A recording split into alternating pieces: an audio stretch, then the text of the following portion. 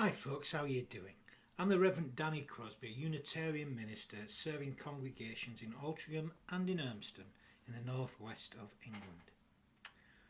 I'm offering this devotion as a balm for the heart, the mind, the spirit and the soul. And the title for today's devotion is Come, Come, Whoever You Are, Seeking Spiritual Sanctuary. So I invite us just to still ourselves together now.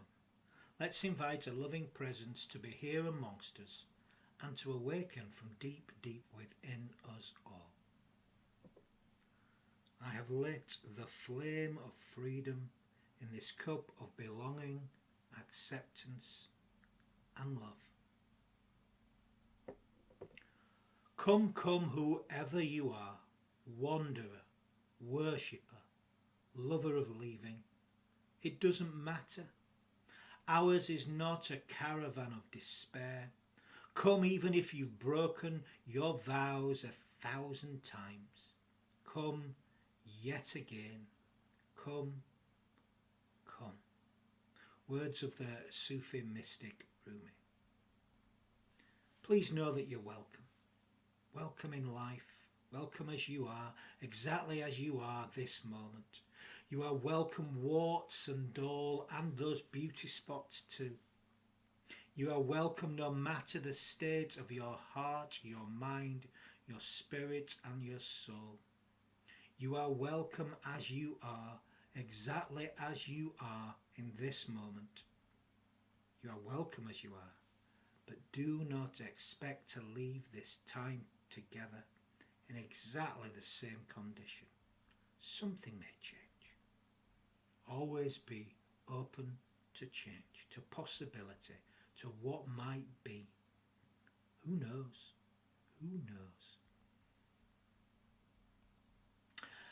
I trust you've enjoyed the beautiful weather this week. I have. I certainly have. Although part of me wishes it could have been like this a couple of weeks ago during my break on the Yorkshire coast. At last it was not, and what is the point of wishful thinking, really? There's no point. I enjoyed this week. The other morning I was chatting with a friend, enjoying the sun and a coffee outside Cafe Nero. As we were talking, I was reminded of a couple of moments during the holiday when the rain was siling down, as we would say in Yorkshire, really bucketing it down, I suppose, really coming down. We were in Bridlington and the shower was so heavy that we sought shelter on the beautiful beach fronts.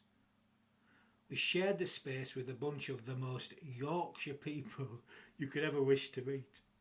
They were laughing and joking about the weather and being on holiday at other destinations. Several said there's no better place than the Yorkshire coast. Although one man piped up saying, well actually I quite like Greece. And several laughed and agreed. There was much, much laughter and mirth sheltering from the rain. And then the most Yorkshire man you could ever meet said in a deadpan voice, so I can't really do it. He said it in a deadpan voice, but he had a glint in the eye. He goes, I went to the New Forest once. It was very disappointing. 25% of the beach was practically derelict. This was followed by roaring laughter from those around him.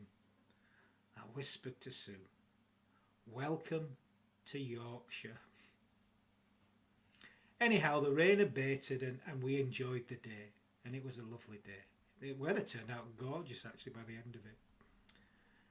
And if you want to imagine what the scene was like, have you ever seen the film An American Werewolf in London? Well, just think of the scene when the two American tourists enter the slaughtered lamb. It was a little bit like that anyway. A little bit. A couple of days later we spent some time at Helmsley visiting the walled garden and the castle, but beginning at Revo Abbey. All the while finding ways to shelter from the rain. It was really coming down at times, siling down as we would say. But Revo had a powerful effect on me. It's an ancient abbey founded by St Bernard of Clairvaux in 1098. It became one of the most remarkable of the 12th century monastic reform movements, placing an emphasis on a return to an austere life and literal observance of the rules set out for monastic life by Saint Benedict in the 6th century. And it grew enormously over the centuries, becoming influential, being a kind of hub, an economic hub to a degree. Although the community was devastated by the plague and finally pillaged and destroyed during the reign of Henry VIII. The crown took everything. I don't think, though, that my friend in Bridlington would have been too impressed with Revo, as Revo is definitely 100% derelict. Now, Revo's most revered abbot was Aelred, a brilliant scholar and writer. He doubled the size of the community by the time he died, growing to 140 monks and 500 lay brothers. His greatest work when writing was probably De Spiritale Amicitia, on spiritual friendship. The life was hard at the abbey, but there was deep love shared amongst the brothers, led by Aelred's example. It was a place of love, a place of refuge. Truly, the community was a sanctuary. And Aelred has become a hero within the LGBTQI community. Some academics have said that he himself was gay. Who knows? It's impossible really to... Some of his writing has suggested that. What is true is, though, that celibacy was practiced within the community, although from what people have said, and I think his own biographer has said, that during his younger life, before he came to the monastery, Aelred had enjoyed a wilder youth, shall we say. But who knows? But he's a figure, a saintly figure amongst people in the LGBTQI community. I was deeply affected by Revo, imagining what life must have been like living there during the Middle Ages. And the last time I felt such power, such deep spiritual power in a place, deep spiritual love, was probably in the Church of the Holy Sepulchre and perhaps below the ground touching the Western Wall, both in Jerusalem. There is something very special about the ruins of Revo. It certainly feels like a place of refuge. Now, not just refuge from the Yorkshire rain, but spiritual refuge, a place of sustenance, a place of sanctuary. Now, one of the basic human needs is to feel safe and secure. And this is something I've been thinking about, something I've been pondering, something I've been considering in recent weeks as we continue to return to normal life. What we call normal life anyway. I've been thinking about the role of communities like the ones I serve. What can we offer spiritually to folks out there? Can we ourselves become a place of refuge? Can we be a spiritual sanctuary? And I've been pondering a verse from the book of Hebrews chapter 13. Do not neglect to show hospitality to strangers, for by doing that some have entertained angels without knowing it. Do not neglect to show hospitality to strangers, for by doing that some have entertained angels without knowing it. Showing hospitality and caring for the vulnerable in society is a key aspect of the Judeo-Christian and Islamic traditions. You will find it deeply rooted in the Abrahamic faiths and virtually actually every other world religion too. Hospitality is an essential spiritual practice, and hospitality begins with an open heart and a generosity of spirit. It's about recognising the good in life and the good in people. It's about recognising ourselves in those very same people. It's about being open and welcoming to all, wherever they have been, wherever they have going, wherever they find themselves right now. Tibetan Buddhist monks greet the strangers visiting their temples with, "Welcome, friend. From what noble spiritual tradition do you come?" The Christian monastic tradition has a long-held practice of taking in strangers and offering them sanctuary as if they were Christ himself. inspired by those words just shared from Hebrews. In so doing, they are following the example of Jesus, who mingled with all people. There was no one left outside the city gate. There was no untouchables, not to him. Now, sadly, our age has been characterised by distrust. There is a fear of the strange and the strange. People are strange when you're a stranger.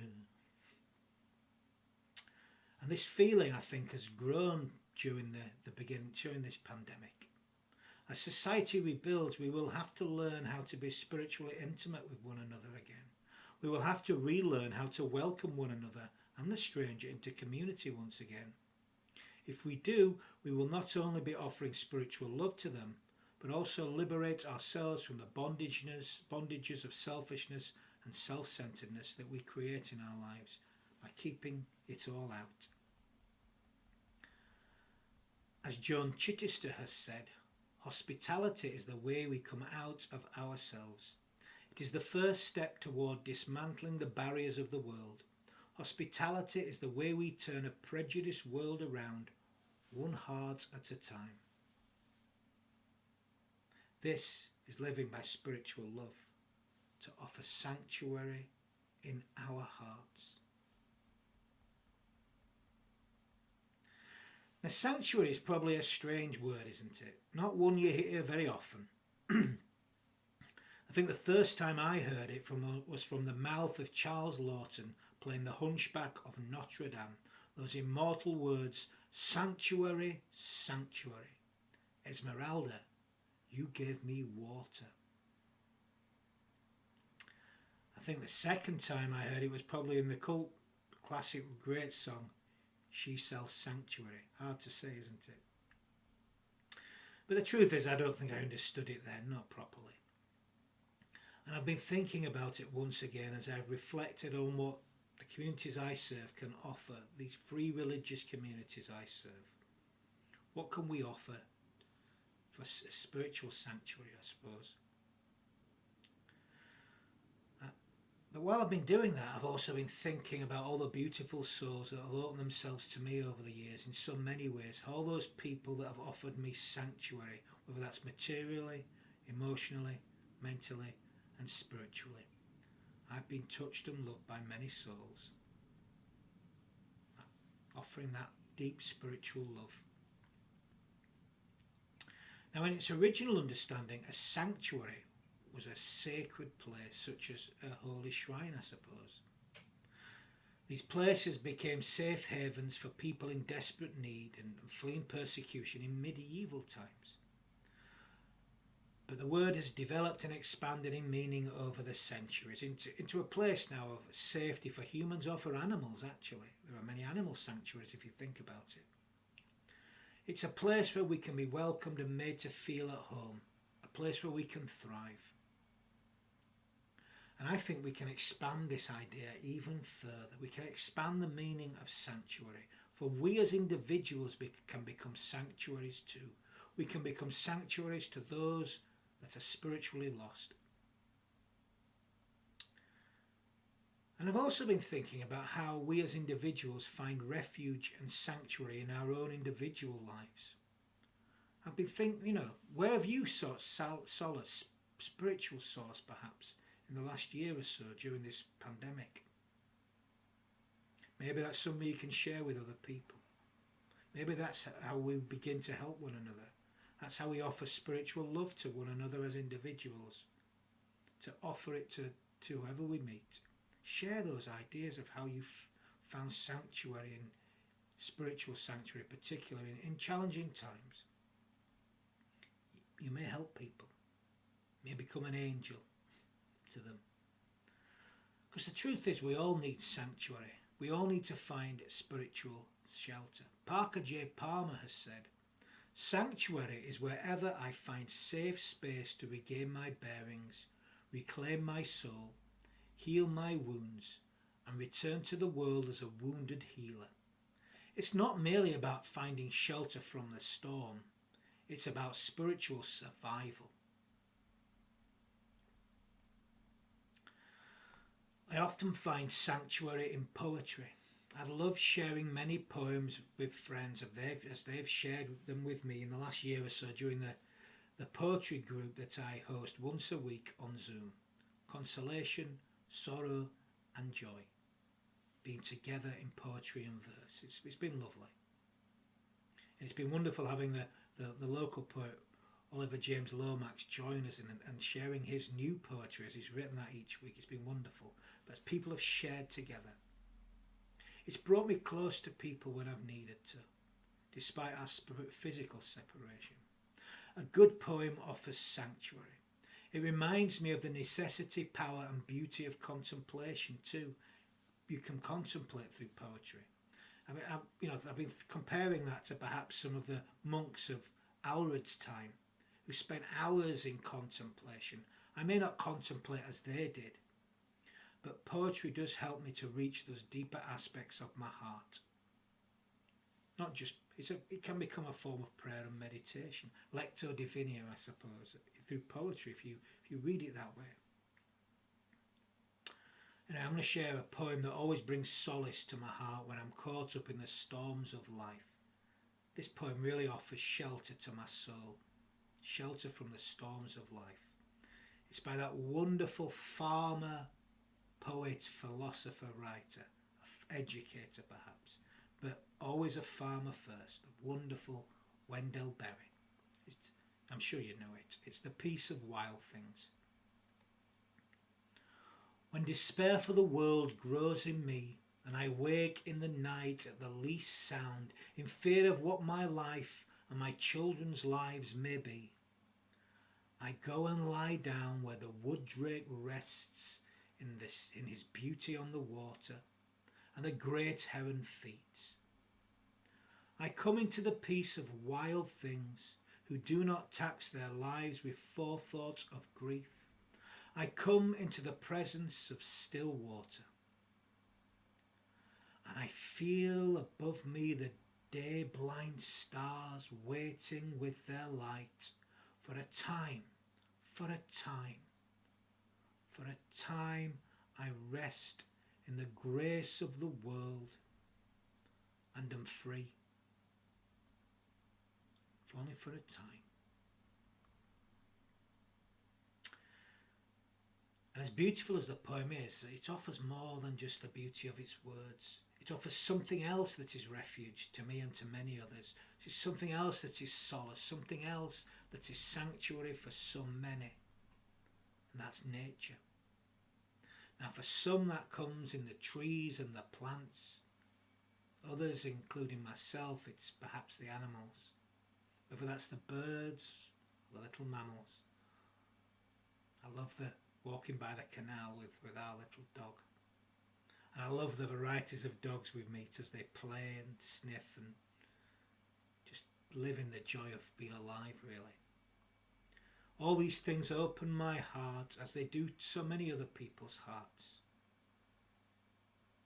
People do too, you know. As I'm getting closer, as we get closer, we see more people. I bumped into a friend I've not seen for quite some time, only yesterday. I keep bumping into people, sharing time with them. Beautiful. Beautiful. Offering each other solace and sanctuary just by our loving presence. I feel that the primary purpose of free religious communities such as the ones I serve is to be a spiritual sanctuary to folk out there where you can come as you are, exactly as you are. At our best, we are a place where people can come and feel secure and safe, just as they are, exactly as they are, and begin to thrive and grow spiritually with us or without us, if you like. As we grow in such a way, we can become sanctuaries and places of welcome and hospitality in the world. We can live with openness and give to those that we meet in a loving way, of course. Give of our hearts. For me, being a Unitarian minister is about creating sanctuaries wherever I go and encouraging others to do likewise. Encouraging them to live openly and lovingly in a world that needs it more and more. For me, it's about encouraging people to do what they can, whatever that might be. And in so doing, by being that place of welcome, by being that place of hospitality, by offering spiritual sanctuary, we may well find ourselves encountering angels. I've been doing that a lot recently too. So, some questions, something to think about, something to ponder. Where can you offer hospitality and welcome in this world? Have a think about it. How can you become a spiritual sanctuary to those you meet? Where is the place of need in the world around you? How do all of us begin to heal our world and offer hope in the despair of our time? How do we offer sanctuary? How can we offer spiritual sustenance, spiritual water? How can we bless one another with our loving presence? How can we say, "Come, come, whoever you are, wanderer, worshipper, lover of leaving, ours is no caravan of despair. Come, yet again come."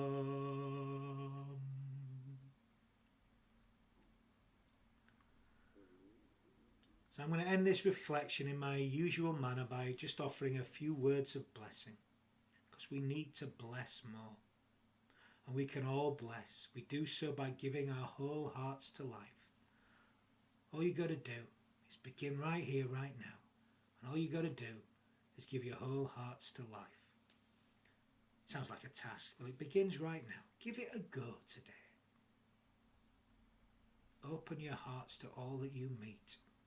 But here are my words of blessing. Let's return to our lives in peace. Let's deeply regard each other. Truly listen to one another. Speak when each of us must speak, and be ready at any moment to disarm our own hearts, and always live as if the realm of love had already begun. And may the love of God go with us all, and may it do so in all that we feel, in all that we think, in all that we say, and in all that we do. Amen.